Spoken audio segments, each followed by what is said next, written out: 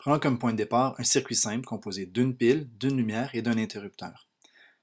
Le sens du courant devrait être du pôle positif vers le pôle négatif de la pile.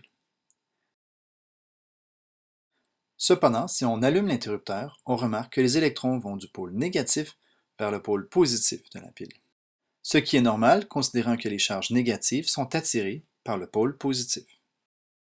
Enlevons maintenant l'interrupteur pour simplifier le circuit et faisons une analogie avec un système aquatique. Imaginez que la pile est comme une pompe qui monte l'eau vers le haut. Et la lumière serait donc comme une chute qui ferait tomber l'eau du haut vers le bas. Et les électrons sont en réalité des poissons qui vont pouvoir tourner dans notre circuit au moment où la pompe sera actionnée. Les poissons montent par la pompe et redescendent par la chute. Il nous est alors possible de mesurer le gain de hauteur que la pompe donne aux poissons et la perte de hauteur que les poissons perdent dans la chute. Et ces deux valeurs sont égales. Si nous voulions mesurer le nombre de poissons qui passent dans la rivière, il nous faudrait un pêcheur assis dans la rivière qui puisse compter les poissons pendant qu'ils passent. Maintenant que vous avez vu l'analogie, récupérons les éléments électriques réels, la pile et l'ampoule.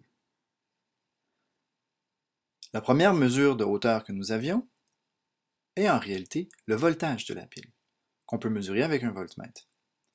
Si l'on déplace notre voltmètre à la lumière, on peut mesurer exactement le même voltage, tout comme les hauteurs étaient égales.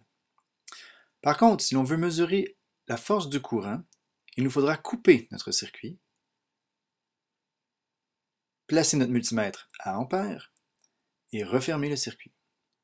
De cette façon, nous pouvons mesurer le courant.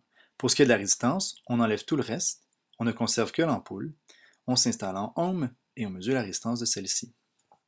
Et maintenant, résumons le tout. Nous avions une tension de 6 volts,